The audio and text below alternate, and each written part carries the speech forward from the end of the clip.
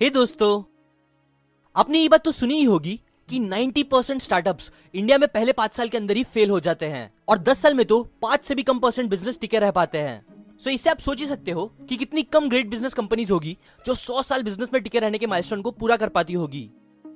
एक रिसर्च से पता चला है कि बस 0.01% या उससे भी कम बड़ी कंपनीज होती है जो 100 साल टिके रह पाती है। अब टाटा की बात करें तो टाटा कंपनी उन सुपर रेयर स्पेशल कंपनीज में से एक है जो 100 साल ही नहीं बल्कि 150 साल से आज तक टिकी हुई है। और बस टिकी ही नहीं है बल्कि वो इतना अच्छा परफॉर्म कर रहे हैं कि आज टाटा ग्रुप 100 से भी ज्यादा कंपनीज को अपने अंडर चलाती है दुनिया के 100 से ज्यादा देशों में।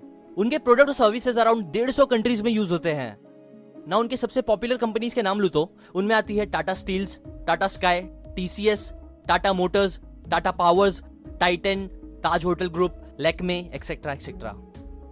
मार्च 2018 के डेटा के हिसाब से उनकी 29 पब्लिकली लिस्टेड एंटरप्राइज का टोटल कैपिटल $150 बिलियन से भी ज्यादा था, जिनकी $100 बिलियन से ज्यादा की रेवेन्यू में से मोर देन 60% इनकम इंडिया के बाहर से आई थी, जैसे कि इंग्लैंड और अमेरिका से।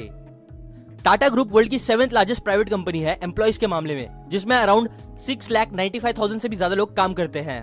इतना ही नहीं, Tata group Forbes most reputable companies की लिस्ट में 11th पोजीशन पे आ चुकी है। एक सर्वे में टाटा मोस्ट वैल्यूएबल 500 कंपनीज में 34 नंबर पे आई थी और ये सारी सक्सेस का क्रेडिट जाता है टाटा ग्रुप के लीडर्स को। जमशेदजी टाटा से लेके रतन टाटा तक कई ग्रेट लीडर्स ने टाटा ग्रुप को मैनेज किया है, कुछ खास प्रिंसिपल्स, रूल्स और विजडम को ध्यान में रखते हुए। और इन्हीं प्रिंसिपल्स ने टाटा ग्रुप को आज इंडिया से लेके पूरे वर्ल्ड के सबसे वैल्यूएबल ब्रांड में से एक बना दिया है।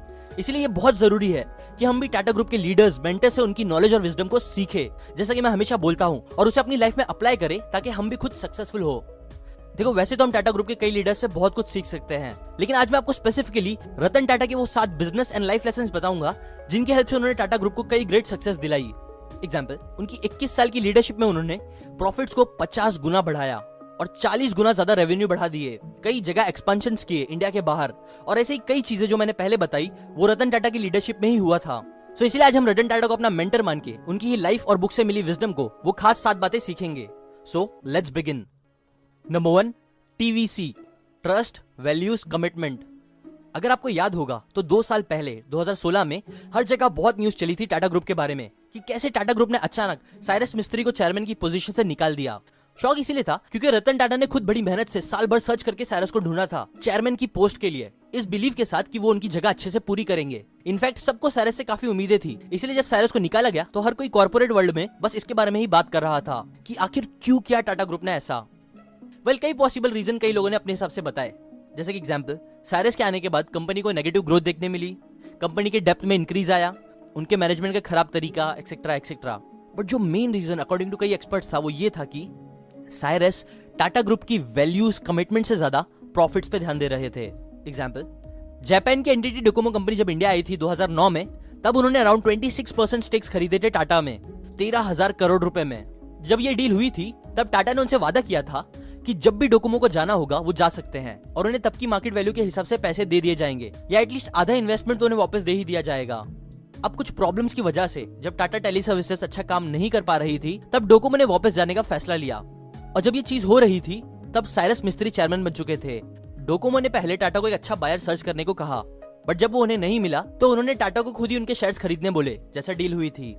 बट लोग बोलते हैं कि तब साइरस ने आरबीआई की गाइडलाइंस का यूज करते हुए उन्हें पैसे देने से मना किया और वो केस लड़ने लगे, क्योंकि पैसे दे देना उनके हिसाब से अच्छा बिजनेस डिसीजन नहीं था। अब ये चीज डोकोमो को बहुत गलत लगी, बिकॉज वो टाटा के नाम पे भरोसा करके उनके साथ बिजनेस कर रहे थे, बिकॉज सच में टाटा का नाम उनकी वैल्यूज और कमिटमेंट के लिए पूरे वर्ल्ड में फेमस है। और यही चीज रतन टाटा को भी सही नहीं लगी, जो फिर साइरस को निकालने का एक बड़ा रीजन भी बनी। एक इंटरव्यू में जब रतन टाटा से पूछा गया तो उन्होंने कहा, ट्रस्ट उनके लिए सबसे इंपॉर्टेंट नंबर 1 चीज है। एम्प्लॉइज, शेयर होल्डर्स और कस्टमर्स का ट्रस्ट ही वो सबसे मेन फाउंडेशन होता है जिसके बेस पे कोई भी बिजनेस टिका रहता है। कई लोग आपको मिलेंगे जो बिजनेस करने के लिए या अपना काम निकालने के लिए कुछ भी बोल देंगे, झूठ सच फर्क नहीं पड़ता, कुछ भी कमिटमेंट दे देंगे, लोगों का ट्रस्ट तोड़ देंगे बस शॉर्ट टर्म फायदे के लिए। बट टाटा ग्रुप और रतन टाटा ऐसे नहीं है। वो समझते हैं कि लोगों का भरोसा ही सबसे बड़ी चीज होती है, और यही चीज ने टाटा ग्रुप को सालों से मार्केट में सक्सेस दिलाई है। इसलिए आप भी हमेशा ट्रस्ट पे ध्यान दो, प्रॉफिट से ज्यादा वैल्यूज और कमिटमेंट पे फोकस करो। Number 2, success in listening. बहुत कम लोगों को पता है कि पहले रतन टाटा को आईबीएम से एक बहुत अच्छा जॉब ऑफर आया था, बट उन्होंने वो नहीं लिया। इंस्टेड वो टाटा स्टील में आए और वहां उन्होंने फ्लोर पे दूसरे नॉर्मल एम्प्लॉयज के साथ काम किया, चूना पत्थर यहाँ से वहां करने जैसे छोटे काम भी करे।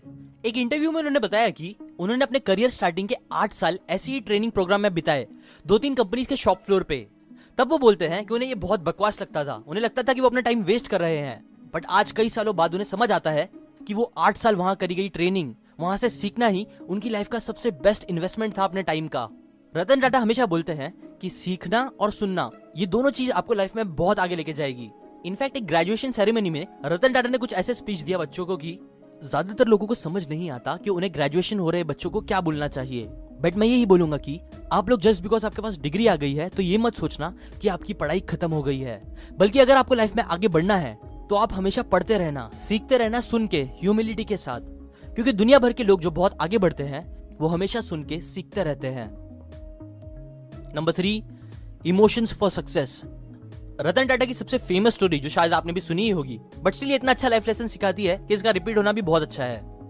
जब रतन टाटा ने टाटा इंडिका कार बनाई तो वो चली नहीं मार्केट में, जिससे उन्हें काफी लॉस हुआ। अब ये लॉस से बचने के लिए एक्सपर्ट्स और उनके पार्टनर्स ने उन्हें कंपनी को बेच देने का सजेशन दिया, जो ना चाहते हुए भी उन्हें एक्सेप्ट करना पड़ा। सो इसी डिसीजन के साथ वो अमेरिका गए फोर्ड कंपनी को अपनी कंपनी बेचने। जब वो वहां मीटिंग कर रहे थे तब फोर्ड कंपनी के मालिक ने उनकी इंसल्ट कर दी, ये बोल के कि जब आपको कार बनाने आती ही नहीं थी तो आपने कार बनाई ही क्यों, और हम ये कंपनी खरीद कर आप पर एहसान कर रहे हैं। तब ये बात उन्हें जरा भी पसंद नहीं आई, इसलिए वो अपने पार्टनर्स के साथ वहां से चले गए डील छोड़ के। बट इस गुस्से और इंसल्ट को फिर उन्होंने वेस्ट नहीं जाने दिया, बल्कि फिर उन्होंने इस इंसल्ट को मोटिवेशन बनाया और काफी रिसर्च मेहनत करके टाटा मोटर्स को एक बहुत सक्सेसफुल पोजीशन पे पहुंचा दिया। बट बात बस फिर इधर ही खत्म नहीं हुई।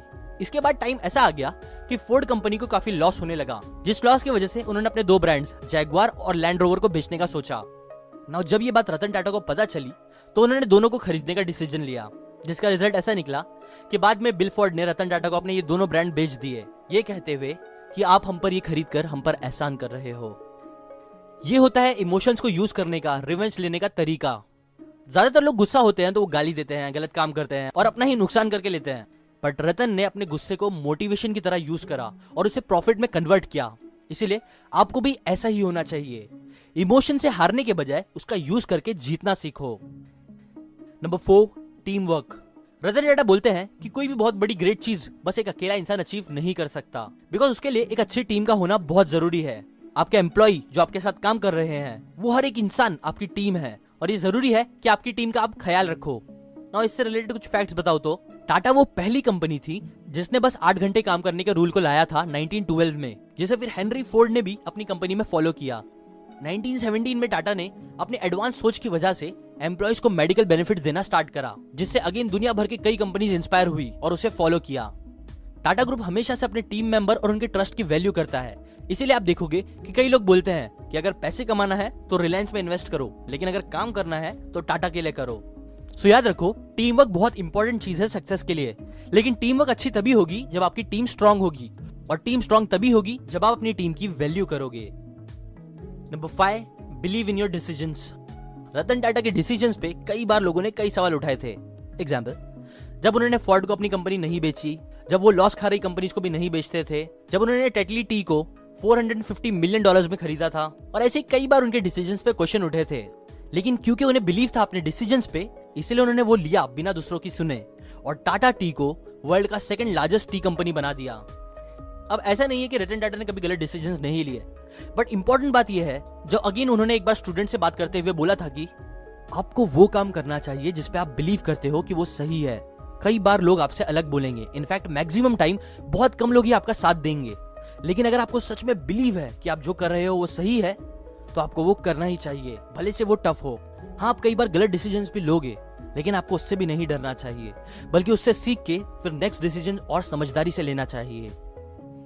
Number 6, take chances.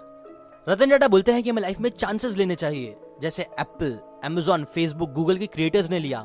ये सारी कंपनी आज दुनिया की सबसे बड़ी कंपनीज में आती है, लेकिन ये सब ने स्टार्ट किया था अपने अपने गराज से।